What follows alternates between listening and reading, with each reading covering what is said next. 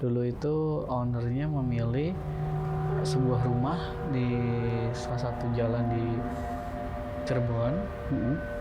Hitungannya rumahnya cukup tua ya. Saya sayup-sayup mendengar suara seperti derap langkah, tapi banyak. Ada beberapa kali dia terlihat oleh beberapa pengunjung yang ada di situ. Ini serem sih. Sumpah ini serem.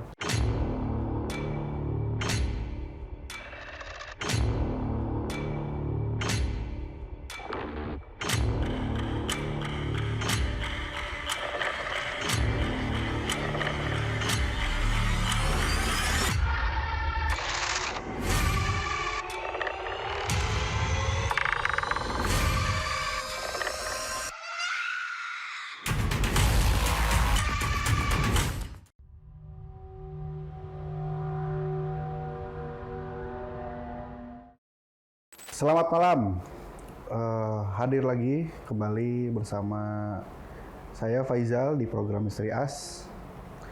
Kali ini bakal ada yang beda. Ini adalah salah satu netizen, tapi dia tidak ingin menyebut identitasnya, karena kan ada pengalaman yang dia itu tidak ingin sulit untuk diketahui oleh orang lain. Jadi saya bisa panggilnya Mas siap berarti T.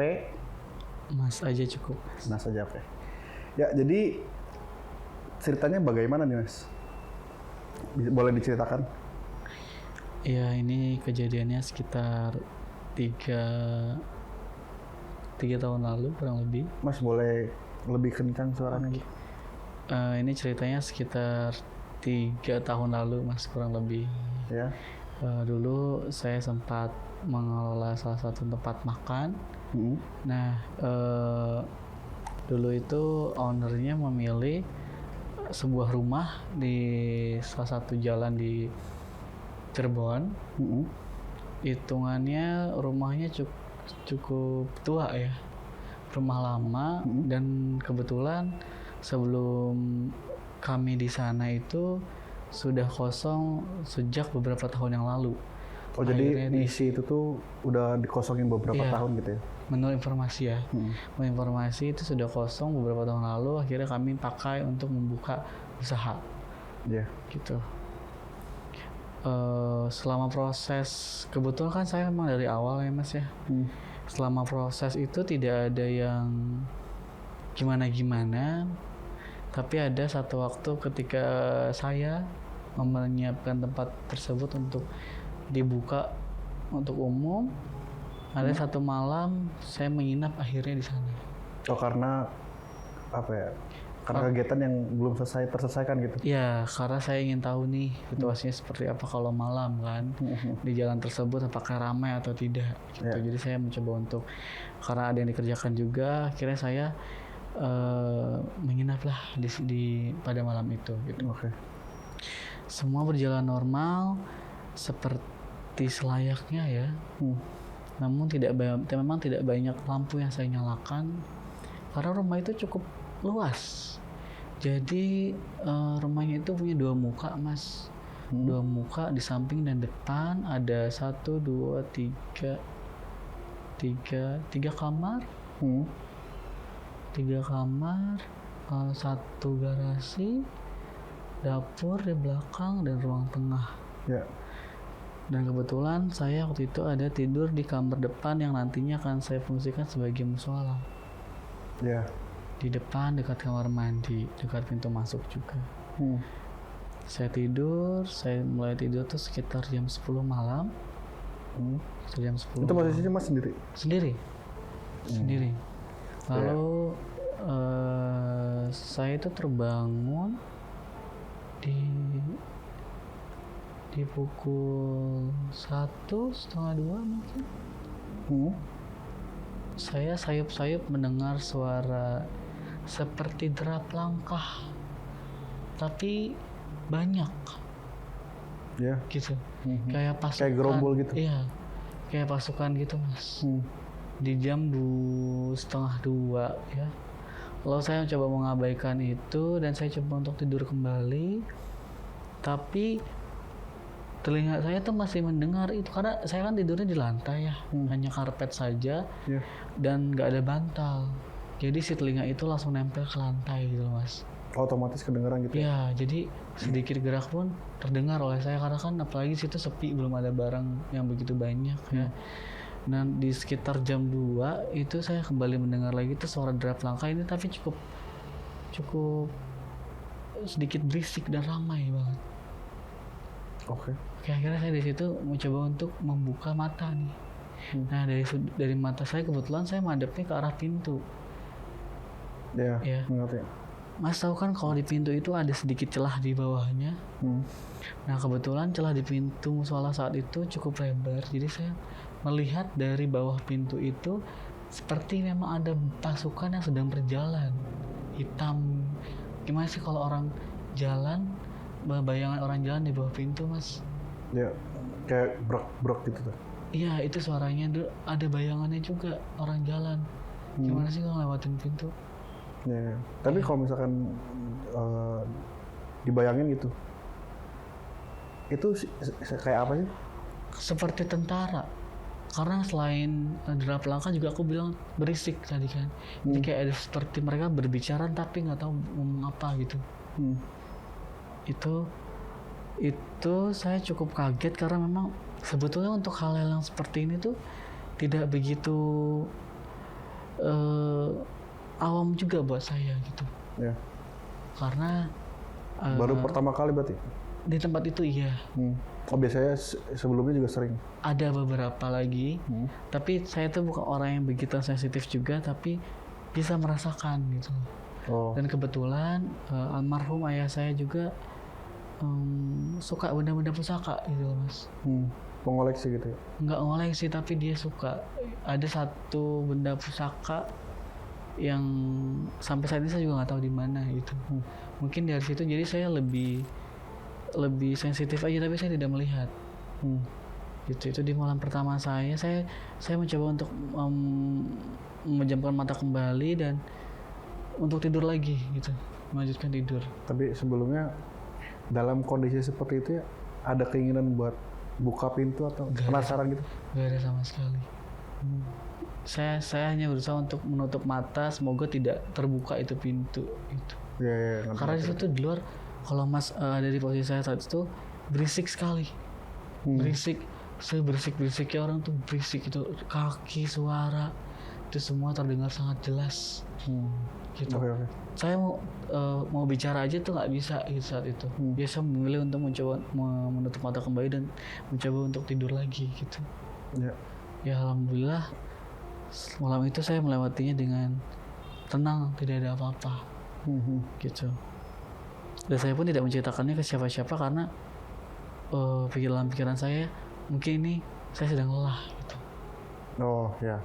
Oke. Lalu hampir mendekati waktunya buka gitu untuk umum, saya kembali lagi tidur di sana mas. Dikarenakan persiapan.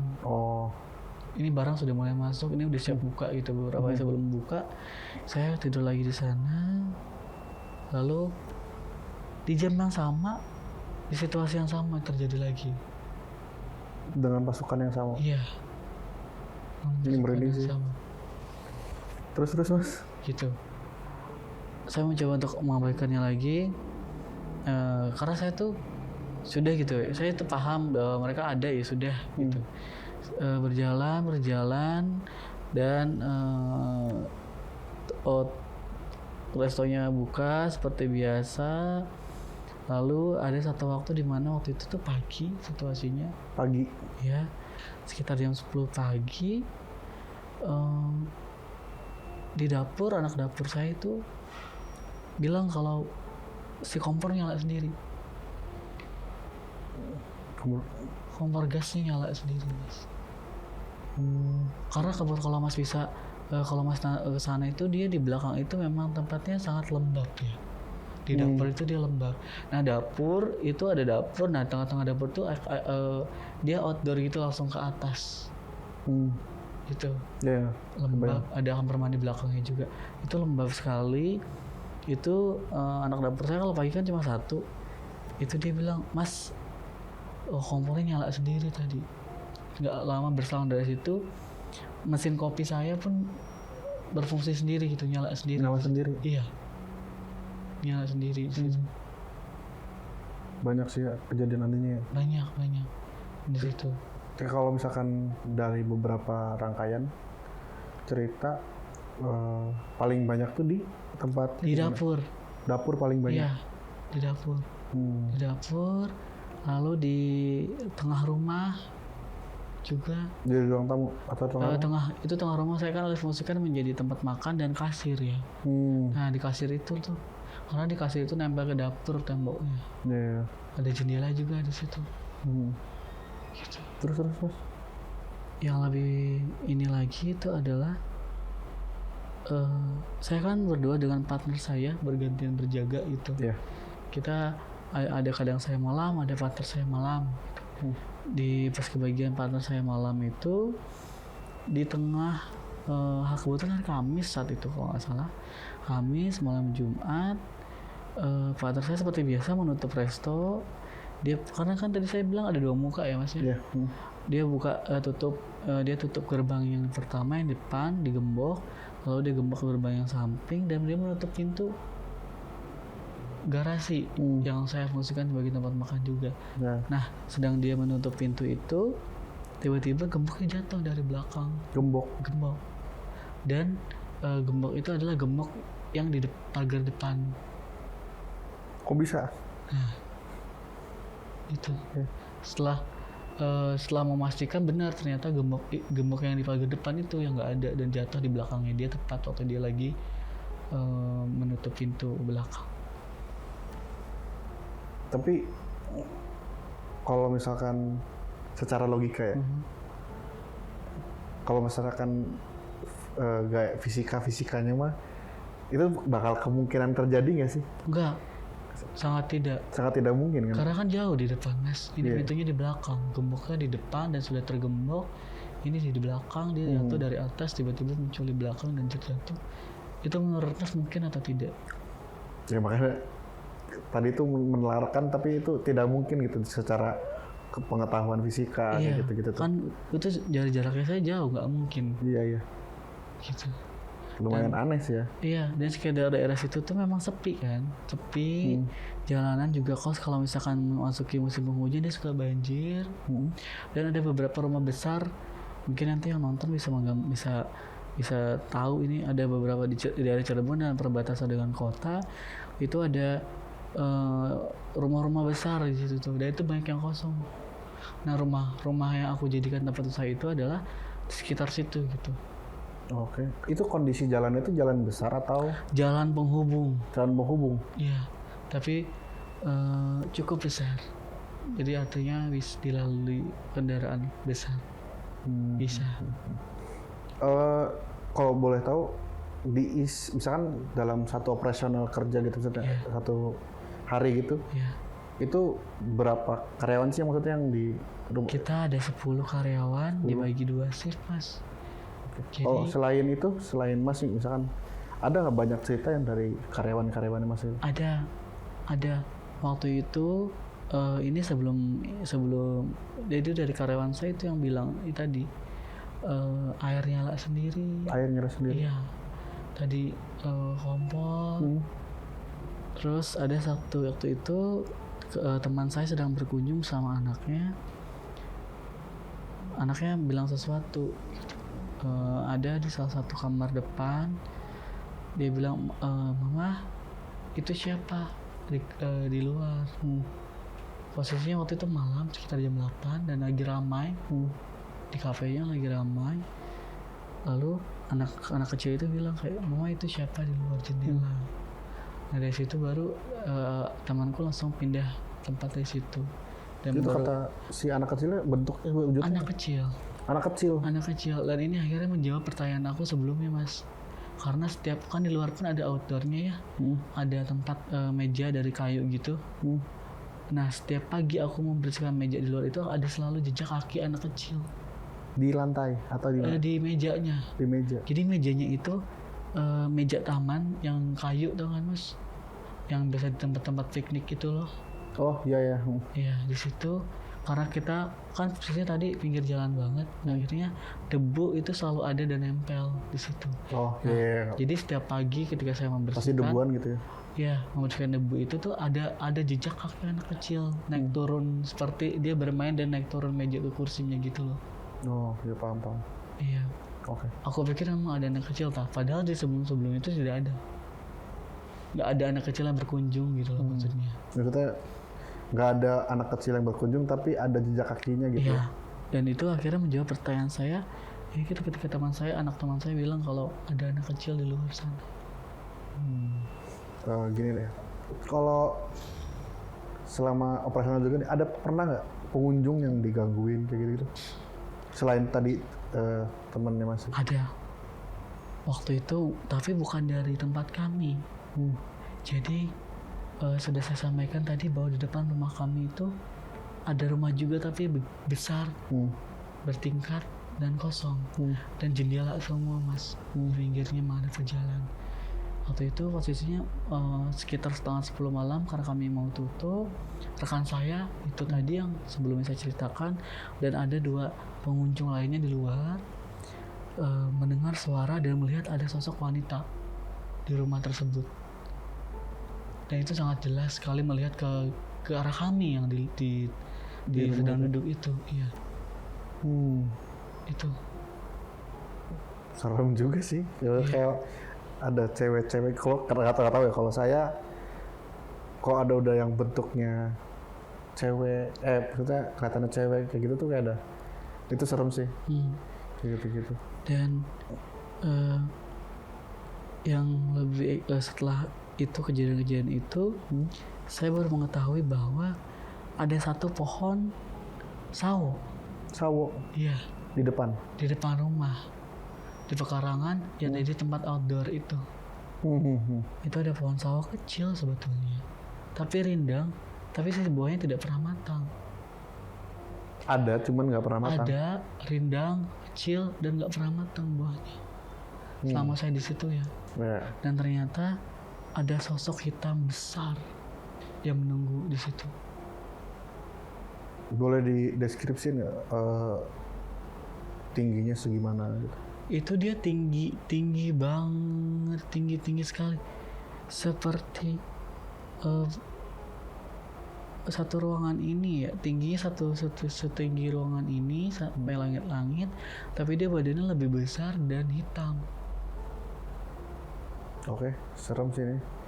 Itu hitam, dan dia selalu di situ memperhatikan kita ternyata selama ini. Itu yang di pohon sawo berarti? Iya, di pohon sawo.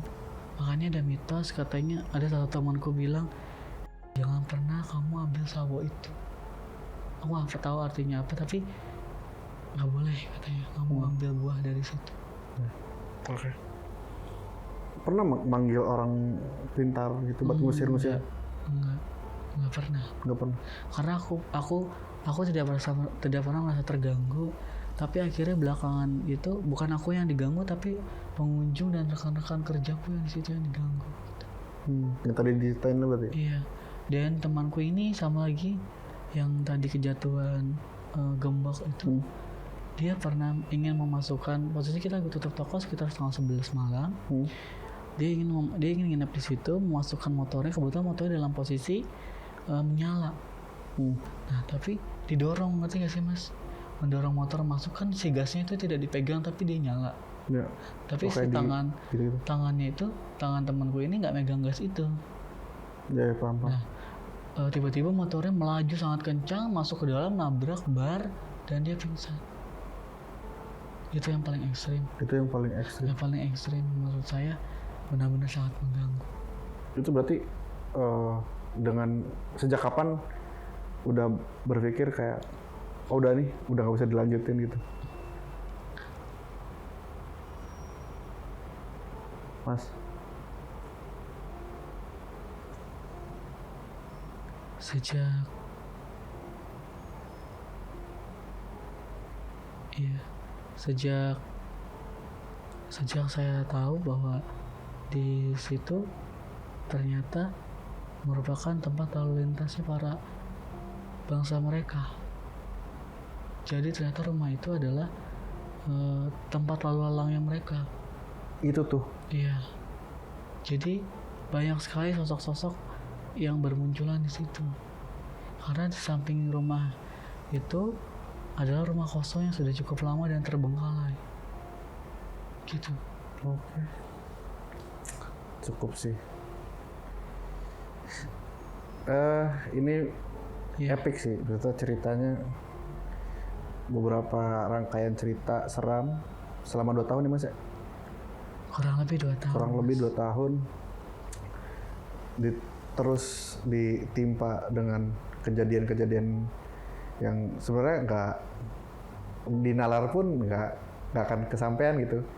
Gebok aja yang dari gerbang depan ke gerbang belakang aja itu udah masuk nggak aneh loh, udah aneh. Tapi kalau cerita itu ada satu sosok juga. Apa itu Mas? Perempuan. Dia selalu menangis. Dia selalu menangis di dekat dapur. Oh, yang di dapur itu? Iya. Dia perempuan, pakai baju merah, dan selalu menangis.